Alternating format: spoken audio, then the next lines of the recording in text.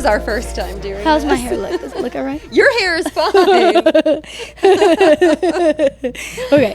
Don't judge me on my hair. Hey guys, and welcome back to Home Wisdom with HBH. I'm your host, Erica Barnaby. And today, and by the way, sorry, this podcast is a little late. I was on vacation. I took a little time off. We're back in the groove of things now, and we should have a podcast every 2 weeks. And of course, from the podcast, you'll have content on TikTok and things like that we'll pull from the podcast, and that's super relevant. We throw it on TikTok and things like that. So make sure you're engaging with all of that. If you're watching this on YouTube, subscribe, leave us a comment. I don't even know what all you do. Hit the thumb.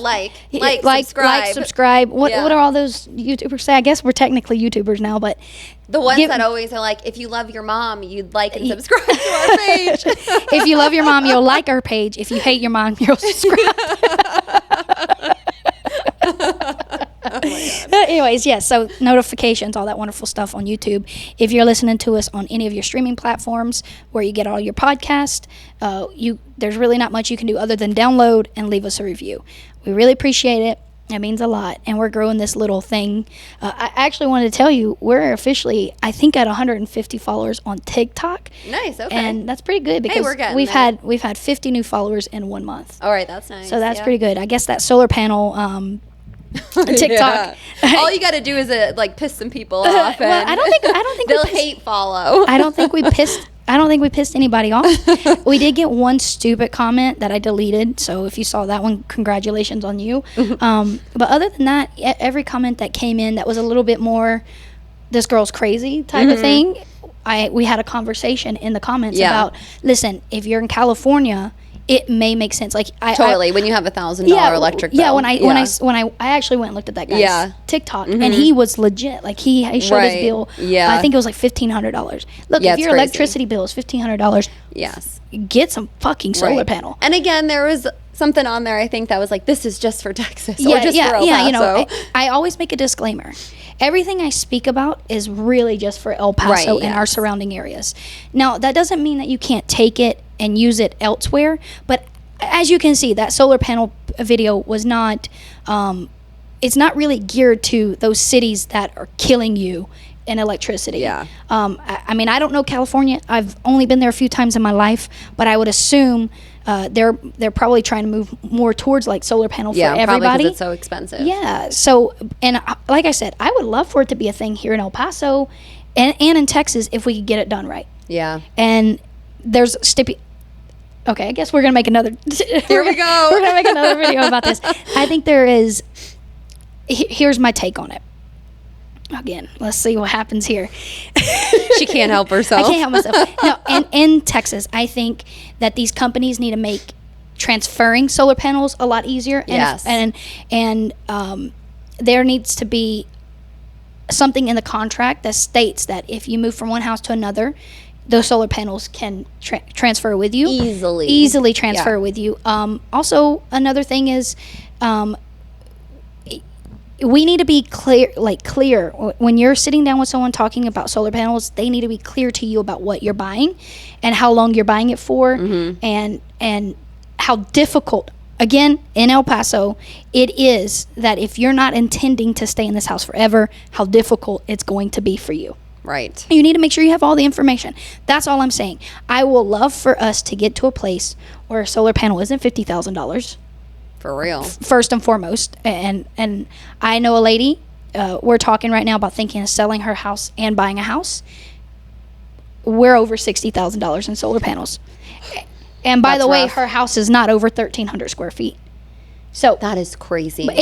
And if you're hearing this, don't get discouraged. It's okay. There are ways around listen, it. She heard the podcast and she called me crying. Oh. Well, not call me crying, but she was like, I just saw your podcast. Right. But hey, this is things that you should know maybe before you make the decision to buy solar panels. If it's your forever home, do it. Yeah. If it's not. And I think 2 years ago when she went to go buy the solar panels, it was her forever home. Right, exactly. Well, things change. So I just need you to be, when we're talking about this, I need you to be understanding that, and going back to, I hope it comes a time in everyone's life where solar panels is a thing we can do.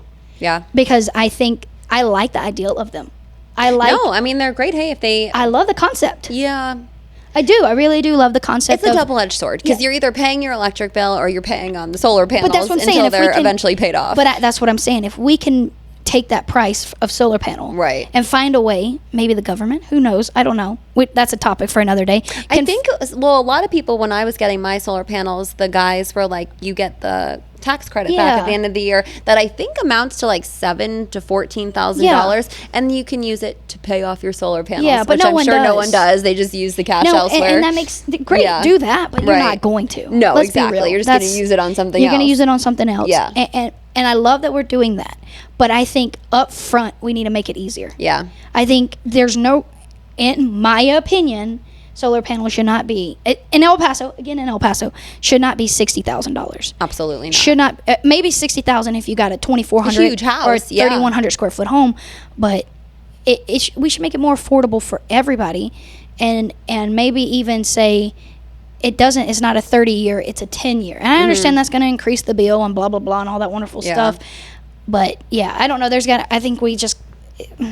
Anyways. Or to roll it into a mortgage payment somehow. I would love for that to happen. I would love to be able to sell a house with solar panels and not need 2 loans. Right, exactly. That's the tough thing, especially for buyers. Because who wants another loan on top of the one you're getting with your mortgage? Exactly. So maybe that's some... government things that they can think about and put into play.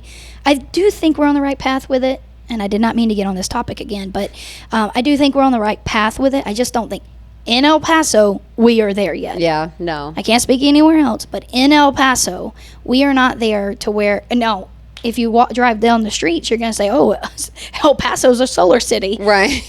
No, we're not. People are just getting taken advantage of. Yeah. And I think our electric bills are pretty affordable for how much heat we do have during the summertime. I will put it to you this way. I live in a 2,500 square foot home. My electricity bill is $250. Yeah. I have 4 people that live in my house. We run the air conditioner at a comfortable temperature, and we sleep at a comfortable temperature, and I pay $250. On the most end is $300, and then of course during the winter I think it's like $30 or $40. Yeah, mine's like $40. So that's when you get hit with the gas bill. Yeah, but that's when the gas bill comes in. Yeah. So for me, if I think, okay, I'm paying $300 a month in June, July, August, which only really in July and August am I paying that. Yes. And then on top of that, I'm paying a solar panel of $100 to $300.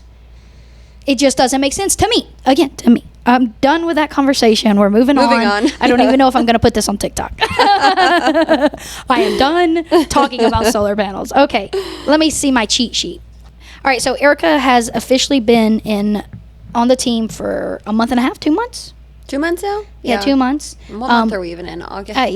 It's my birthday month. Yeah, so, okay, right. That's right. So, and you've been in the game for a little bit now. I think you've got your feet wet. Yeah. I've kind of thrown you. She's become the land expert. I don't know. It didn't mean to happen. I don't know what happened. Everybody has just been like dying for Texas crazy. Land. We get calls daily. It's all the time. Daily. Like, I want this. I need this. I want this. And it's small little things that because they're seeing these lands for like $9,000, $10,000, $15,000. They're very cheap right now. Yeah, and they're like, I'm going to take it. Well, we got to also understand with land, what are you looking for? What are you trying to do? Are you trying to build? If you're trying to build, right now, if you're trying to build, then this land is not going to work. It's going to be like $60,000. What's that song? But if you're just trying to buy land just to have land, right, to invest or to one day sell again in a few years, or when there's utilities and it'll be more expensive. Yeah, exactly. So there's a few ways to look at that, but she has become the land expert. That's what we joke around. Yeah. Hey, you know what?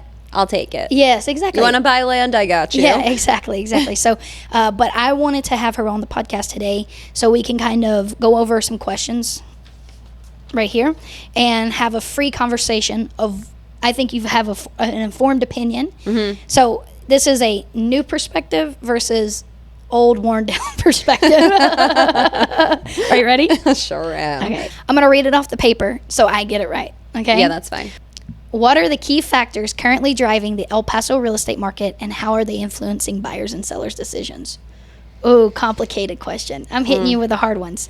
So let's break it down. Wait, I'm answering these questions. You're the expert. No, we're the experts. Okay. I'm going to break it down again. What are the key factors currently driving the El Paso real estate market? Well, I think obviously one is interest rates. Mm-hmm. They are high. And then I think another thing is, well, maybe two other things. The taxes here are very high. Yep. And so when you're looking for a home and it's more expensive, you're going to pay more in taxes, and Right. that makes your mortgage more expensive. And then I had a third thing. She had one. I had one. It left. But I think those two things play a really big role in how much people can afford. Also, the third thing, home prices have gone up a little bit. And it's just, you have to be in a totally different tax bracket these days to be able to afford what you could afford 3 years ago. Yeah. And I want to say, I'm going to take it a different route and talk about what's driving El Paso market. I just did a TikTok yesterday about how 60% of buyers in today's market are thinking about the neighborhood. Yeah. Yeah, your house is beautiful. Your house has everything I'm looking for. Amenities is great. Where's my neighborhood going to be? Where is this house located to my grandma? Where is this house located to my kid's school? Where's this house located to a lot of things? And I'll put it in these terms. There's a neighborhood over where we have a listing. Beautiful neighborhood. Houses are priced really high up there. It is a beautiful little neighborhood that you would think everyone wants. However, that neighborhood is super slow, and the reason why we're seeing that is because the schools are a little bit further away from those houses. Yeah. Shopping amenities are a little bit further away from those houses. Now, it is really close to the highway, so you got access to everything. Yes. But those are little factors that have really started to play a massive role in buyers and what they're making their decisions on today. The neighborhood. Where is my house located to what's important to me? And like I said on that TikTok, when I was buying my house in 2022, 2021, I don't know. It was one of those. No, because the baby was born in 2022. Yeah, 22. So we You were there, right? Yeah. Before? So we got it in 2021 in December. I think of a little bit 2021. after me or before me. I don't know. It doesn't matter. Yeah. But what was really The important, same month as me, maybe December. possibly, yeah. But what was really important to me when we were looking at the house was how close I could be to every spot in El Paso. That's true. I couldn't see myself living on the west side. Again, my opinion. I couldn't see myself. Pretty. It was beautiful. Yeah. I loved everything about the west side. The drive is what was going to get me. Because for driving from west to east is always worse than driving east to west. Yes. In my opinion. Again, in my opinion. That's true. Because you have to drive through west side. Right, yes. To get to east side. Yeah. And I thought that also didn't like the prices. I didn't want to spend that kind of money. Wow. The Northeast was kind of in play, but I was very conscious of my insurance. How much is my insurance going to be? Well, the Northeast is a little bit more expensive in insurance because they get a lot more water. They get a lot more hail. They get the worst side of the storms. Right, yeah. And then I was like, well, do I want to buy in Horizon and Socorro? And I was like, no, I don't really want to do that because I don't like the property taxes. Believe it or not, Clint, Socorro, some of the highest. And Crazy. It's crazy. So for me, I was like, I have to be very centralized close to everything. Yeah. So I'm going to buy in 3.8.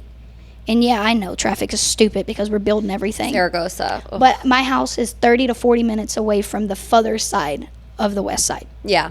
Without traffic. With traffic, I'm over an hour. But that's still better than, Anyways, that was really important to me. I don't know where I got off on Right, that. exactly. And it's what you're used to as well if you've lived over there before. Yeah. So you get used to things. I've lived there the whole time I've been in El Paso, Right. except for whenever I was originally moved to El Paso. Familiarity. Yeah, exactly. But that is what I think is a driving factor in El Paso's real estate market. That's true. And like I had my clients too. They only wanted to be down in Socorro because the family was there. They were having new babies and stuff. So it makes sense. They want to be in a certain place. Or some people are looking for like Kern. I love Kern. Yeah. I'll say it all day long. Yep. But you're close or within walking distance to certain things or stores or shops, and it's just really what I think people are looking for or what they're needing out of a home. Yeah. El Paso is very family driven. Yeah. And so most Hispanic families want to be close to each other. That's true. That's not something us Caucasians are too common. Yeah. Like, hey, you know what? I like to be close, but not too close.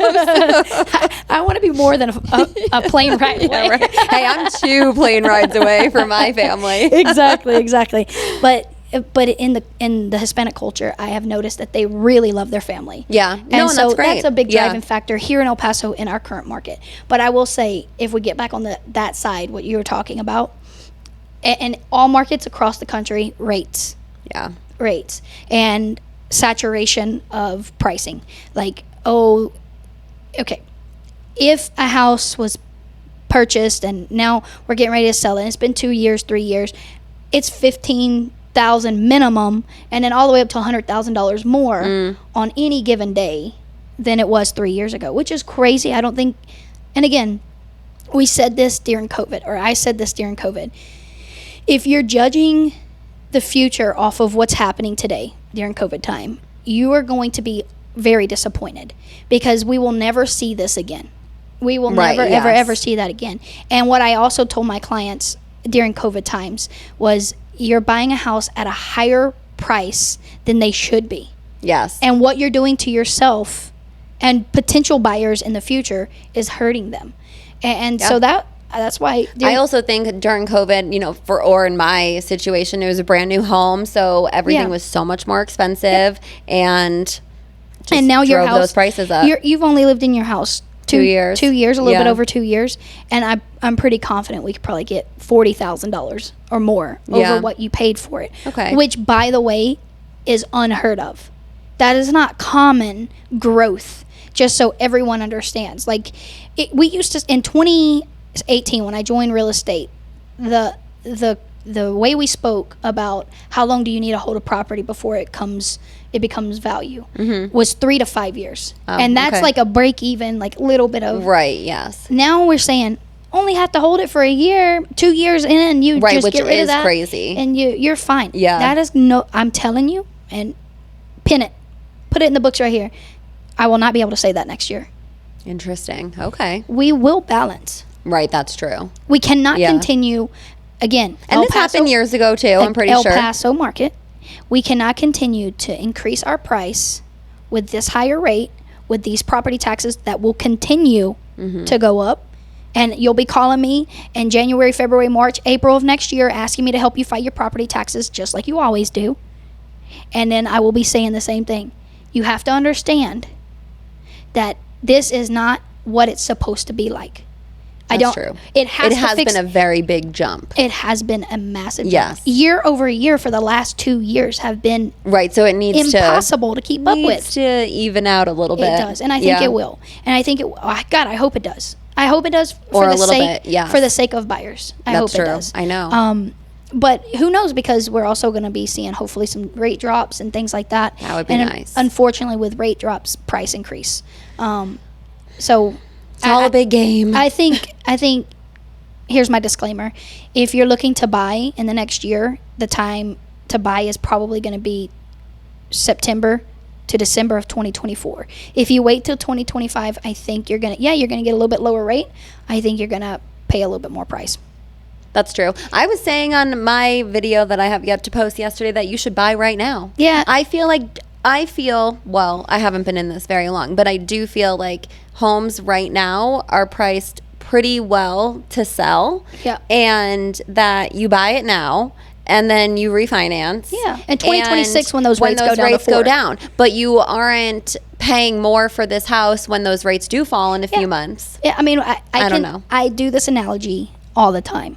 A $400,000 home at a 6% interest rate is going to cost you the same amount in 3 years for a lower interest rate with a higher price. That's true. Right. Exactly. There's just no way around it. Because if you wait till the rates drop, the home value are going to rise. Yeah.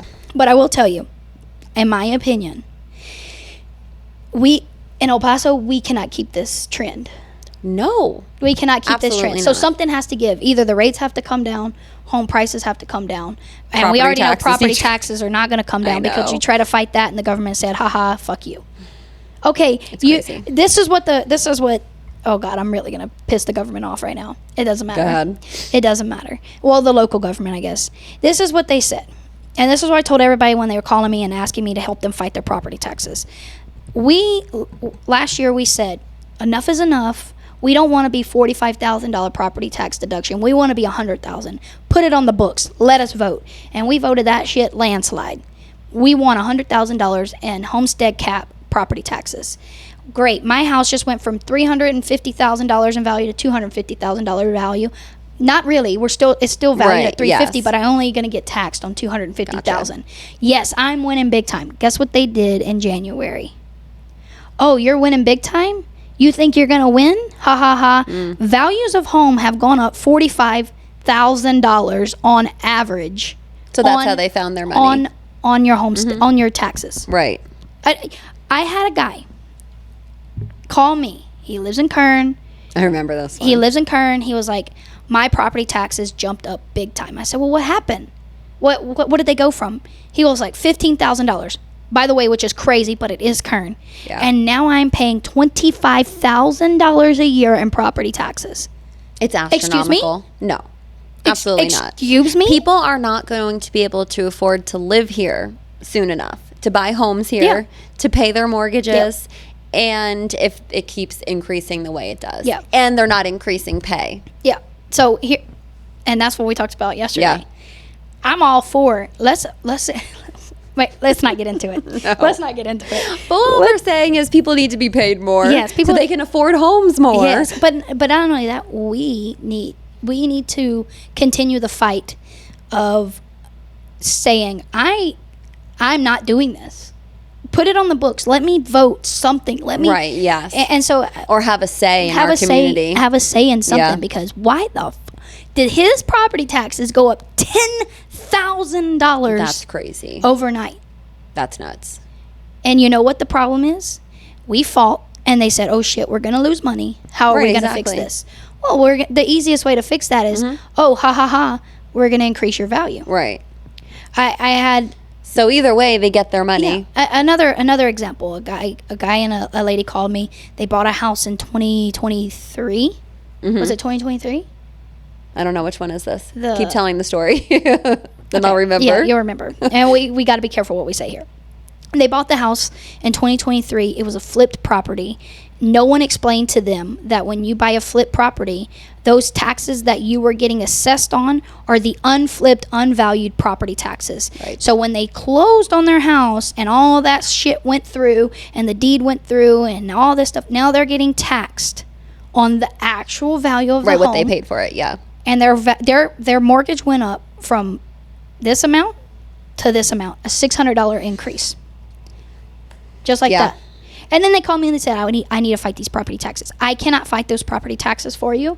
Those property taxes are the actual original. Right, exactly. They're the legit property taxes because you bought this house for and the property taxes were valued at exactly what they closed on the house for. Right, and that makes sense. Yeah. But it still hurts, especially when your realtor should have told, not you. No, but I was not their realtor. Their previous realtor should have gotten them prepared for this. And it could be a simple case of that realtor just did not understand or does not know that if you buy a flipped property that an LLC bought for $100,000 under value and they held it for a year and they got taxed for that value and all that wonderful stuff, and then they flip it and they sell it for $150,000 more than what they bought it for, you're going to get taxed on that new value, not the old value. So your taxes are going to go from $3,500 to $7,000, which is what happened. Yeah, that's rough. It is rough. Especially when you're not expecting it. It is rough. And that's an easy fix. I mean, not a fix, but that's an easy thing to share. To prepare for. Yes. You should, if you're well versed in what's coming and you're looking at a house and you go, who owns this? Oh, an LLC. Wow, this is a really nice house. Let me see what they bought it for. And they bought it for, $150,000 less than what they got it listed for a year ago. You need to prepare them. Right. And we even do that with people who buy new builds. Yeah. Because, the city, you're only showing what they're paying on the land. Yeah. Which is $500, for the taxes. Yeah. But once you build a house on it and you buy it, then you're getting taxed just like everybody else. Exactly. And then also for you people who are thinking about going after foreclosures, and those type of properties, or we're going after bank owned properties, understand that those taxes are not. It's the same thing as a flip property. Right. When you buy that home, you're going to see the taxes that the bank and the foreclosure have, and that is not going to be yours, my friend. I promise you that. You may say, "Oh, it's $1,200 or $2,000 for a 1,900 square foot home." I promise you, when you close on the house, it will not be like that. Nope. Anyways. There's no way. Anyways, okay, we're getting off topic. Really and truthfully, this is just a blabbing. We're just rambling. We're rambling. We're doing okay on time, I think. Question? Tell me, what's the next question? What trends are you noticing in home prices across different neighborhoods in El Paso? I think we touched on that already. Kind of, yeah. But we can touch on it a little bit more. Like I said. Where do you think is the most expensive homes in El Paso? Oh, Kern. Yeah, that's what I was thinking. Kern. But they're beautiful. They're worth it. And I think sneakily, even like Central, like 79925, 35, where those old Loma Lindas and not Loma Lindas, Silla Vistas and things like that. Right. Yes. Those homes are sneaky expensive. And they're very pretty though. There is a subdivision right off Pelicano that's very, very, very expensive. If you go down Pelicano, the highway's here. Pelicano's here. It's on this side. Oh, not on my side. It's not the on other your side. You know what? I have seen there's some $1 million homes back over there. There's little pockets all over, and I guess excuse me. I guess what is expensive? What is? That's true. Kern is super expensive because you can buy a 1,200 square foot home for $500,000. Yeah, which is crazy. But if we're talking price point, then of course, like in that Pelicano subdivision, right? Those houses are 3,100 square feet, and you're selling for $800,000, things like that. But I'm telling you, those neighborhoods are not selling. That's true. Even Kern, as great as Kern is, it takes a bit. For sure. Unless you have a client like mine that's been watching that house for 2 years and just waiting. It's going to go on the market. Right, exactly. It's going to go on the market. Right. Congratulations, Sergeant James. Your home is beautiful. Yeah, we closed on it. Send me pictures. We closed on it like last week. Yeah. Was that last week? It's so pretty. It may have been the week before. Last Thursday. I don't know. I was on vacation. Last Thursday. Yeah. Yeah, I think it was last Thursday. Yeah. We were supposed to close before I went on vacation. Shit happens, real estate. But I will say that those really expensive neighborhoods, and some houses sell really quick no matter what, but they're sitting a little bit longer. Probably. So that's what I would say that I'm seeing. Yeah, because probably the more affordable homes are going to be the ones that are taken up first. Yeah, like if you look in the Northeast over like on Raintree and closer to Dyer, those homes are going to stay probably around that $200,000, maybe a little bit more. Those are going to get eaten up quick. For sure. Anything at $200,000 seems to go very fast. But you want to know the caveat of that is you have to also take into account that a lot of those homes in that neighborhood have flood insurance. And that's pricey. That is pricey. Very pricey. That can be an additional $100, $200 a month. Right.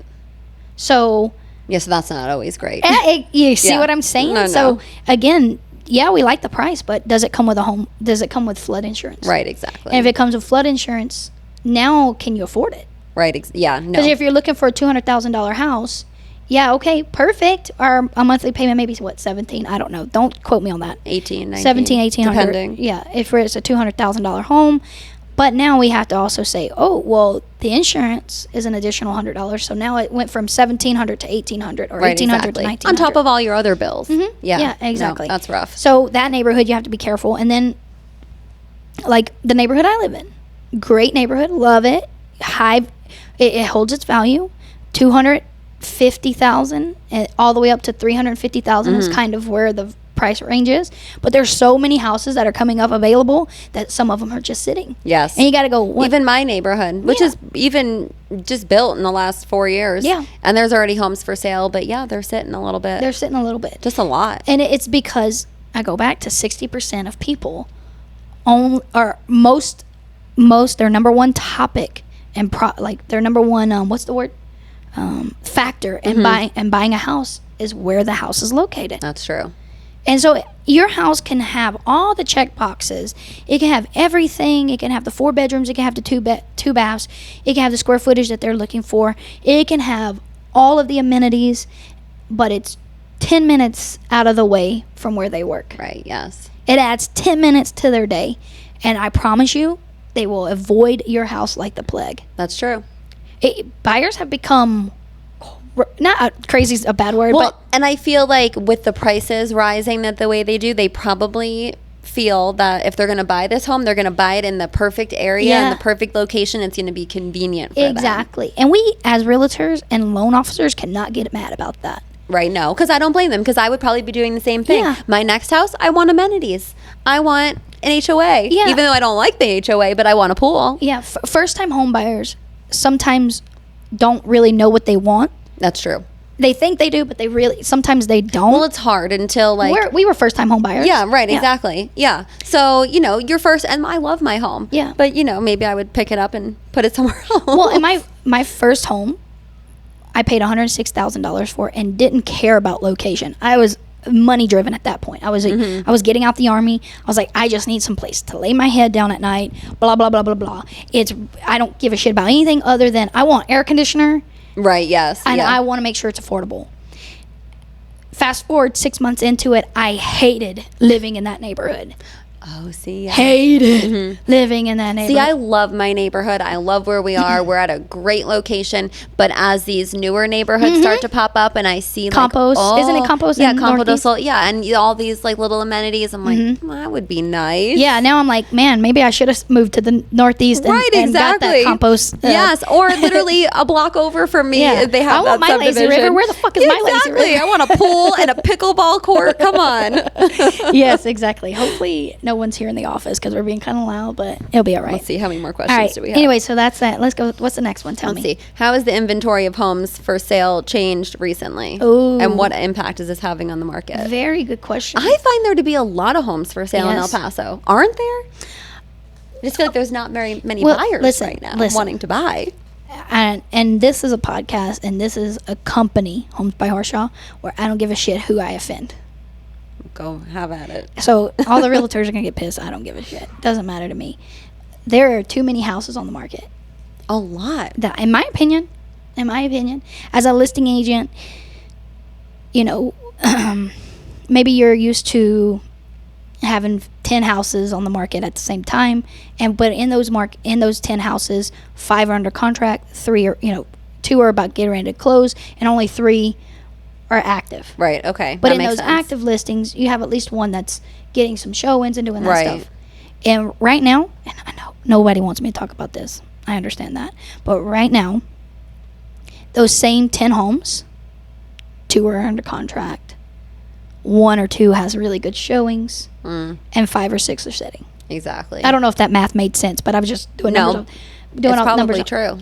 And again, for all you sellers out there, don't be discouraged by that. That's just the way the market is.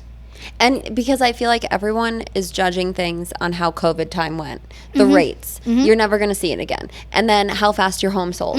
That's not normal. Yeah, homes do take more than 3 months sometimes to sell. And we just talked about this yesterday too. In 2018, when I joined real estate, buyers were conscious of concessions.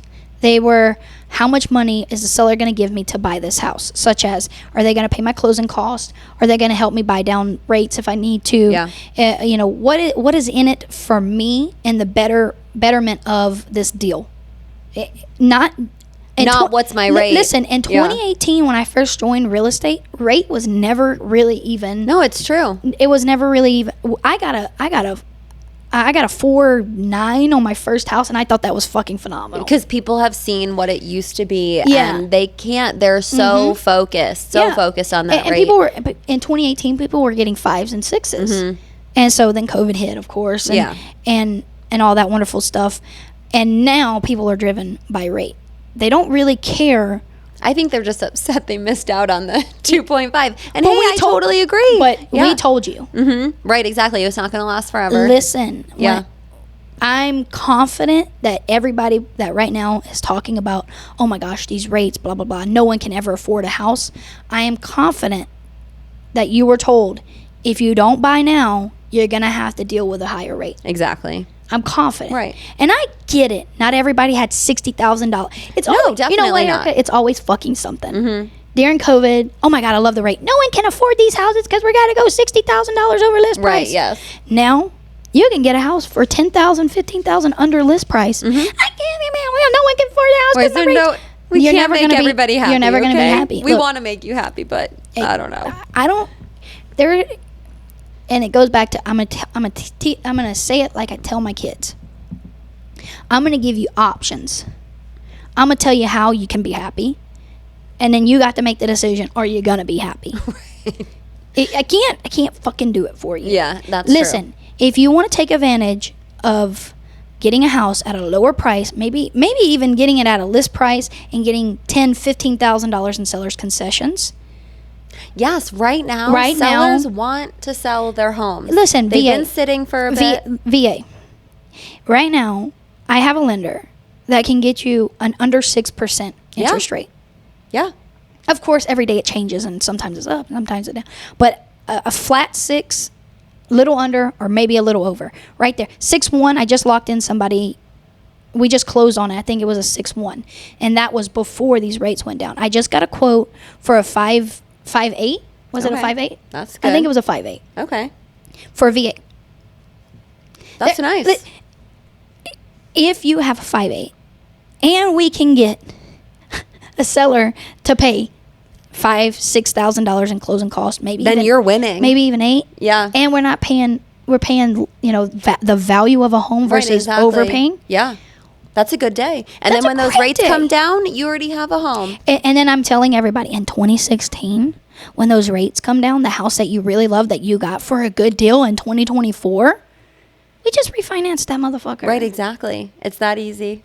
I'm being feisty today. I'm so sorry. But there are ways to win in every single market. You take a hit in any market. Yeah. Like when I bought my home, it probably was a little overpriced, but that was just the times. And now, the rates are higher, but the homes probably are not that overpriced. Yeah. Well, and you bought a house and you said, I bought it a little overpriced, but if you sold, you got $40,000-$50,000 in equity. Right. Yes. So in the moment, you did, but turned out to be a pretty good investment. Yeah. No, for sure. So there's a risk reward for everything you do, and you have to be prepared for the risk reward. Yes, there is a possibility that when you buy a house, you may see a stagnant in growth. Mm-hmm. But what you'll never see, in my opinion, is a regression in growth. Okay, I can see that. It will never. If you paid $300,000 for your home, we're never going to sell it for $280,000 unless you foreclose and it turns into a shithole and all that wonderful stuff. And right. But if the average buyer that becomes a seller makes money. Something, at least. Yeah. Okay, so let's just do a full recap. Yeah. Of El Paso. Listen, like I said in the TikTok, 60% of buyers care about the location in your neighborhood more than they do about any other factor. So, if your house is on the market and it's not selling, understand that it's probably because the buyers that are currently looking are very specific. Yes. In what they're looking for. And it just hasn't reached you yet. But that makes sense. Yeah, but it'll come. It'll come. And let's talk about the rates again. And we'll touch on that a little bit more, and then we'll be done. Okay. So rates are affecting the market because we're allowing it to affect the market. Now, with that being said, I hate the rates. Same. I hate them. I feel awful. I do. You should not. It's just. But we feel awful because we took advantage of the low rates. That's true. That's true. Because we knew what they were, and I do feel bad for people. It sucks. But yeah, gotta move on. If we went from 2018 rates to today's rate, you would not see much of a difference. No, that's very true. So I like to tell people, you have to take 2019, because that's when rates started getting cut. Yeah. And to 2022 out of the equation. Exactly. And understand Forget about it.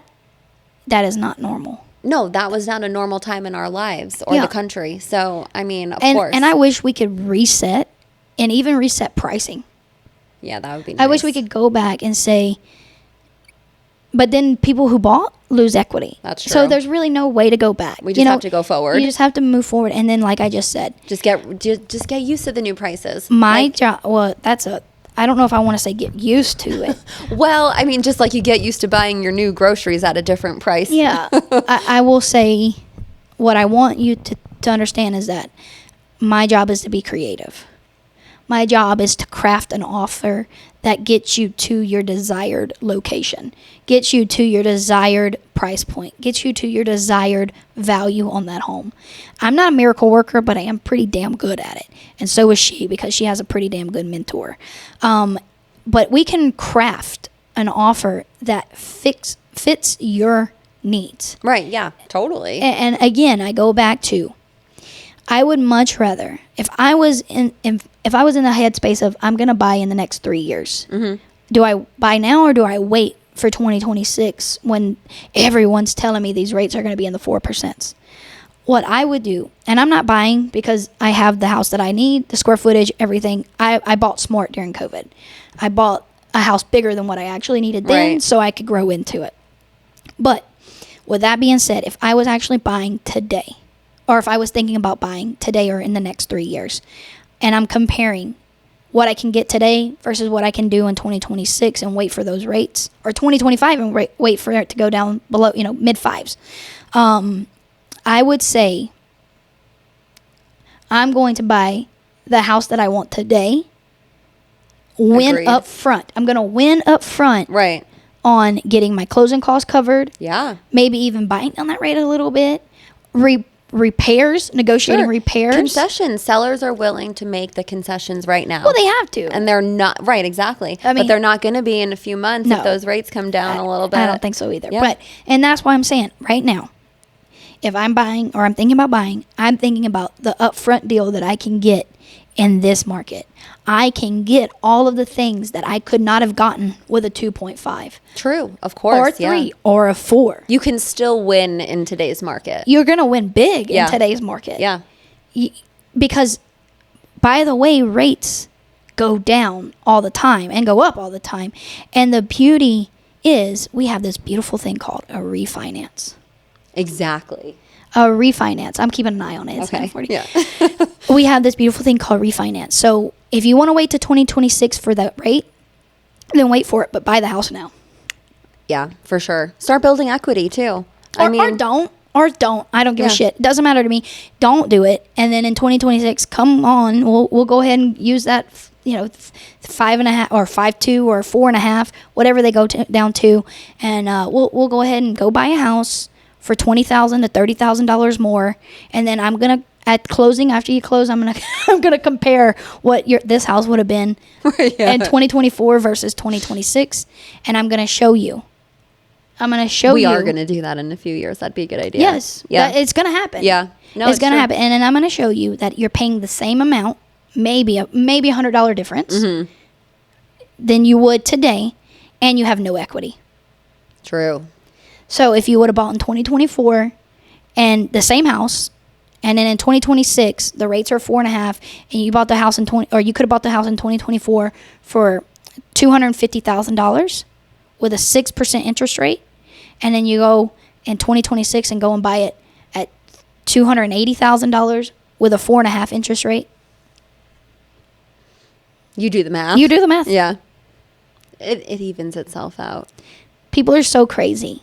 And they get fooled by these media catchphrases and these media hot points and this media topic. It's never, you know what? I'm not going to get into it. Moving on. All right. Well, that's going to wrap up the podcast Give us today. a like and a follow. Yes. So give us a like and a follow. Should we talk about Homes for Heroes real fast? I had this check in the background this whole time. Look at this beautiful, wonderful check. Okay. Do you want money to buy or sell your home? Here it is. Not only will you get a great deal on a house. So we partnered with Homes for Heroes, and it's a good program. We really like it. It's for military members. It's for anyone that works in the health care field. It's for teachers. It's for firefighters, Border Patrol, police officers. Yeah. Really anyone that's a hero in our neighborhoods. And you have to qualify for it. It's free. It's a free program that you can qualify for. It's very simple. And the way it works is, say Erica sells a house and to you that's a hero. you're going to get this nice check, right? This is on a $250,000 Yes. home. So this is what you'll get. So what we're doing is giving some of our commission back to the heroes of our community. Correct. And it's a good program. We really, really like it. Crystal and Alex are going to be our first, cross our fingers. Nice, Our first closing with Homes for Heroes, and we're under contract for 2 days now. We've been under contract, and we're closing in September. So you'll see them holding this beautiful little check. Yeah. So a good rule of thumb is if you're a hero and you're partnering with us at Homes by Harshaw to buy or sell or refinance, which I don't do any refinancing, but I can get you with a loan officer with the company. Right, yeah.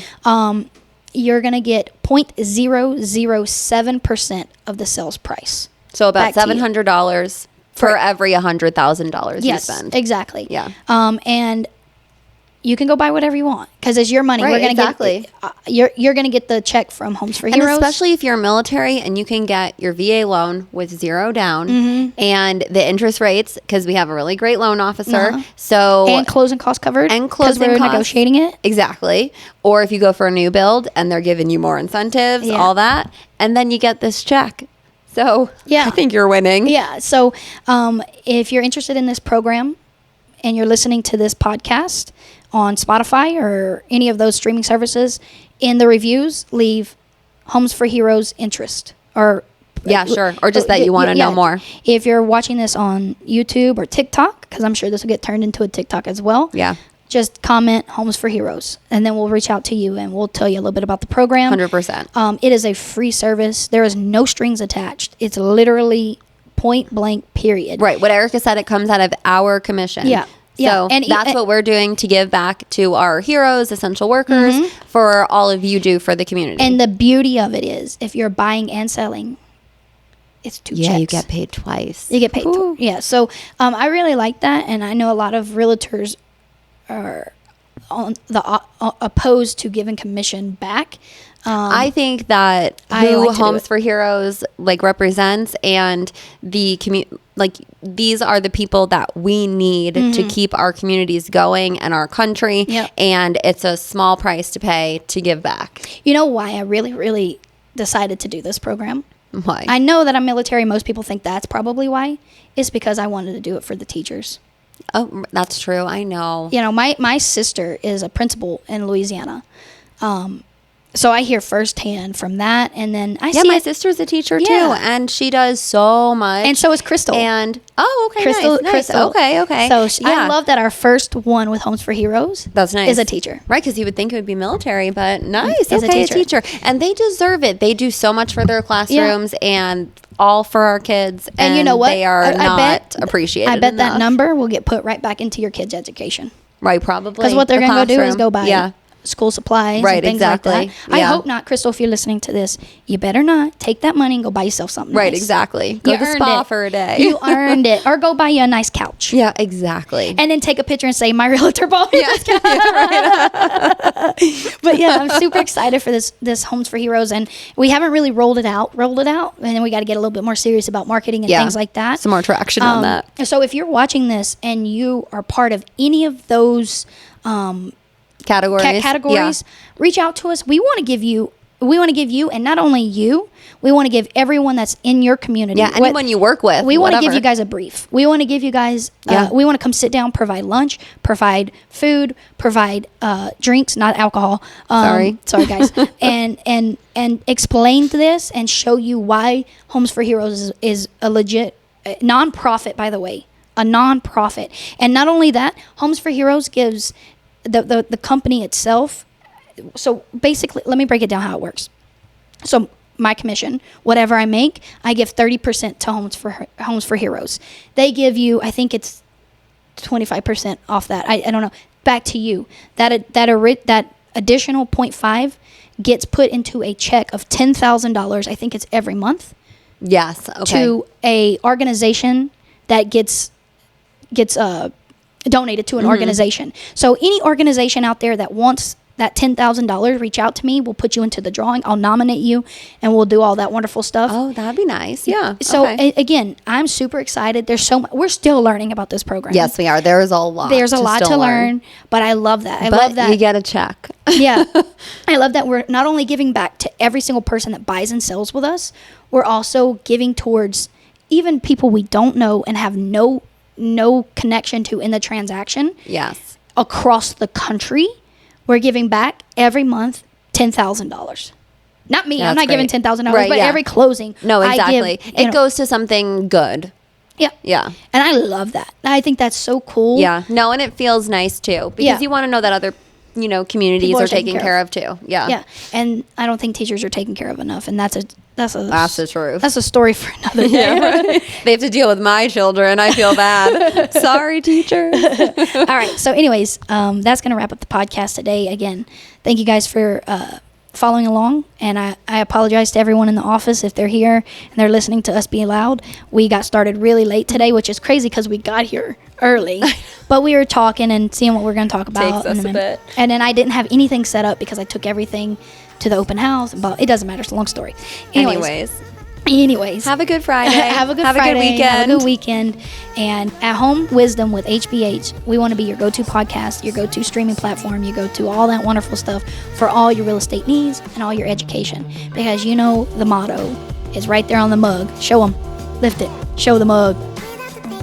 More knowledge today means more power tomorrow. Right? And we want to make it powerful. That's the goal here at Homes by Harshaw. Knowledge is key, and we're going to give it to you. All right, bye. Bye.